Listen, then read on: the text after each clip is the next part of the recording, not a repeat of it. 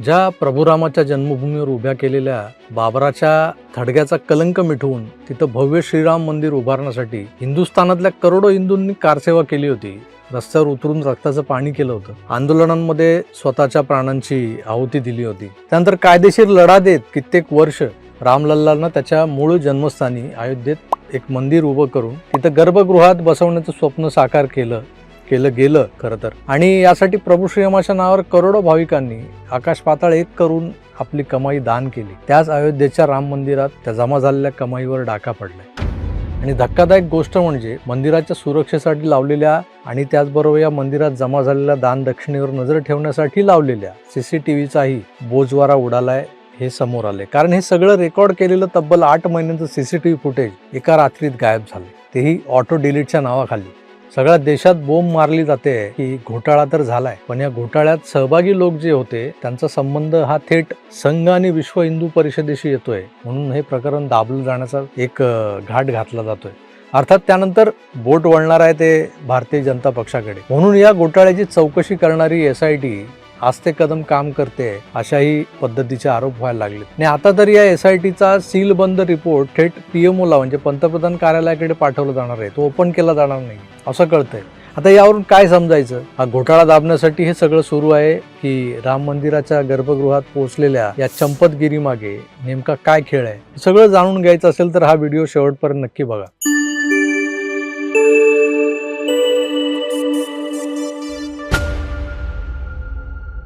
मित्रांनो, मागच्या अनेक दिवसांपासून आमचे असेही काही सबस्क्रायबर्स आहेत जे फक्त आम्हाला ट्रोल करण्यासाठी इथं येतात.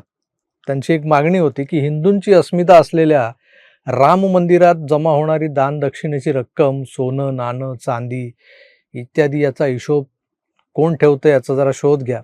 कारण राम मंदिराच्या जमा दान दक्षिणेतून मोठा भाग हा काही लोकांनी चोरल्याचं असं बोललं जातंय. मग इथं कार्यरत असलेली जी श्रीराम मंदिर ट्रस्ट आहे ती नेमकं काय करते? मूलतः हा जो काही राम मंदिर ट्रस्ट आहे तो ट्रस्ट बनवला कोणी?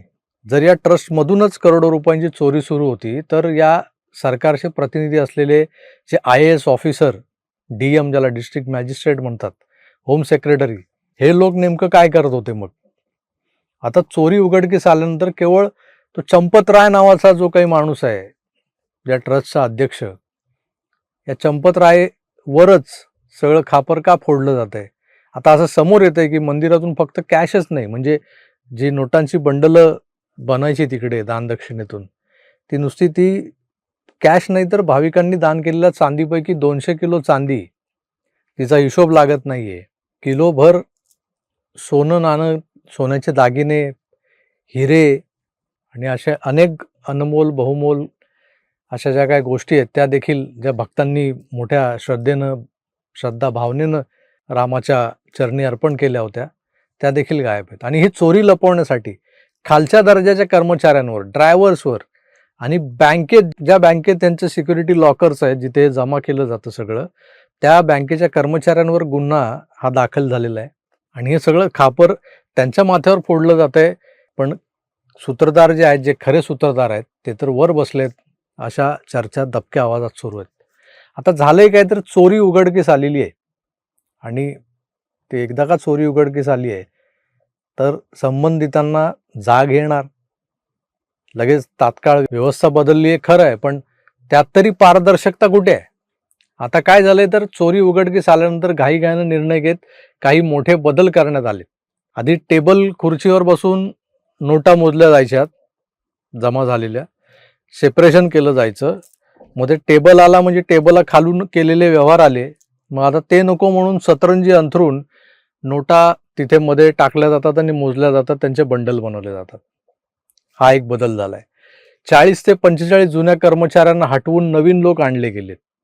आता हे सगळं जिथे होतं, ही मोजदाद जिथे होते तिथे 6 नवीन CCTV कॅमेरे नव्यानं लावले गेलेत. तर त्यांचं स्टोरेज हे वेगळं बनवलंय, ते वाढवलं गेलंय आणि ते डिलीट होऊ नये याची एक व्यवस्था केली गेली. हा सर्वात महत्त्वाचं म्हणजे चंपतराय जे या ट्रस्टचे अध्यक्ष, नंतर डॉक्टर अनिल मिश्रा आणि गोपालराव यांच्यासारखे ट्रस्टवरचे जे मोठे मोठे अधिकारी होते, या सगळ्यांचे या ट्रस्टवरचे अधिकार हे फ्रीज करून ट्रस्टचा सगळा कारभार अयोध्येचे जे डिस्ट्रिक्ट मॅजिस्ट्रेट आहेत शशांक त्रिपाठी यांच्याकडे सोपवला गेलाय.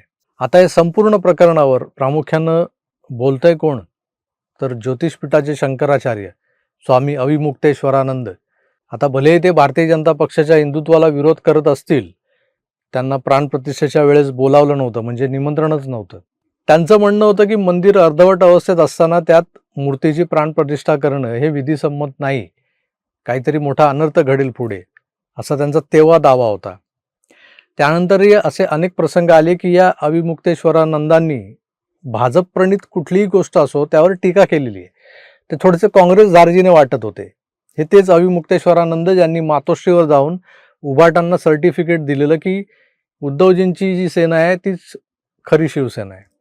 आता ज्या राम मंदिरात यांनी पाय न ठेवण्याचा विडा उचलला होता, कारण त्यांना ते मंदिरच मुळात मान्य नाहीये, त्याच राम मंदिर ट्रस्टमधल्या लोकांनी सामान्य भाविकांपासून अब्जाधीशांकडून ज्या काही छोट्या मोठ्या लहान थोर लोकांकडून आलेल्या त्या देणग्या, सोनं नाणं यांचा अपहार केलाय.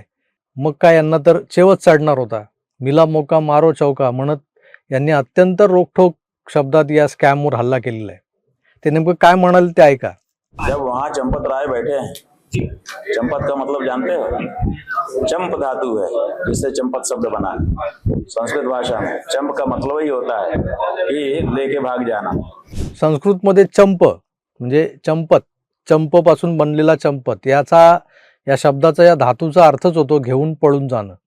जेव्हा तुम्ही तिथे चंपतराय यांना बसवलंय तेव्हा तिथे काय होणार हे आधीच स्पष्ट होतं.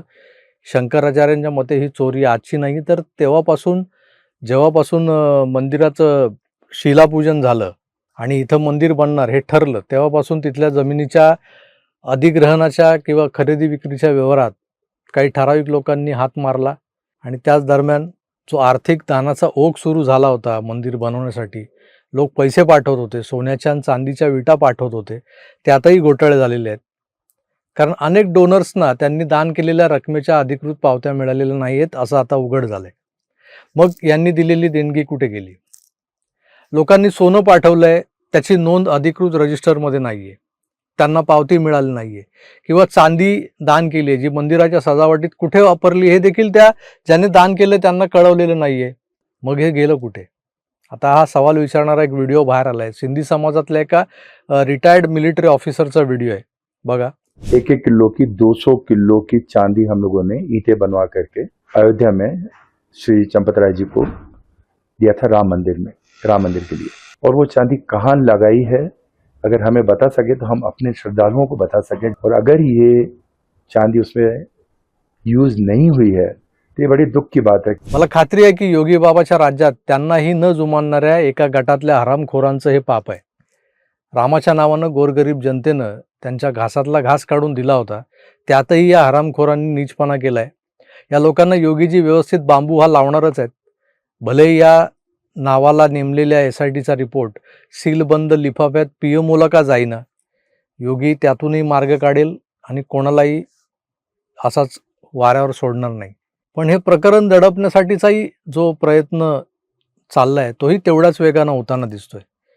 नॅशनल चॅनल्सपैकी किती चॅनल्सनी या विषयावर डिबेट घेतले? डिबेट सोडा, साधी या प्रकरणातल्या तपासाची प्रगतीही कोणी दाखवत नाहीये. महाराष्ट्रातले स्वतःला हिंदुत्ववादी म्हणून घेणारे सो कॉल्ड राजकीय विश्लेषक, पत्रकार, विचारवंत गप्प काय कळायला मार्ग नाही. त्यामुळे असंही वाटतंय की काही दिवसांनी मीडियातून ही बातमी गायब होईल, जशा इतर बातम्या गायब होतात तशा. आणि कदाचित आता जे पकडले गेलेत किंवा चौकशीच्या फेऱ्यात अडकलेले जे सो कॉल्ड आरोपी आहेत त्या आरोपींना क्लीन चिटही मिळेल, सगळं संपेल, आपणही विसरून जाऊ की असा कुठला घोटाळा झाला होता. पण ही घटना आपल्याला नक्कीच काहीतरी शिकवून जाते. आता तुम्ही म्हणाल यातून आपण काय शिकायचं?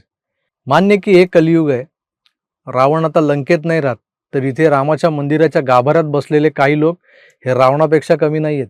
त्यामुळे रावण शोधायला लंकेत जायची गरज नाही. आजपासून एक नियम बनवा, तुम्ही कोणत्याही मंदिरात 1 रुपया दान करा किंवा 1 लाख, त्याची अधिकृत पावती नक्की घ्या. उजव्या हातानं केलेलं दान डाव्या हाताला कळू नये असं म्हणतात, पण आता अशा या गुप्तदानाचा काळ संपलाय. कारण लक्षात घ्या, तुमची देवावरची श्रद्धा कोणाच्या तरी वैयक्तिक फायद्याचं साधन बनू शकते. तुम्हाला काय वाटतं? देशभरातूनच नव्हे तर जगभरातून रामाच्या नावानं आलेल्या मंदिरातल्या दानदक्षिणेच्या पैशांचा या नीच अफरातफरीला कोण जबाबदार आहे?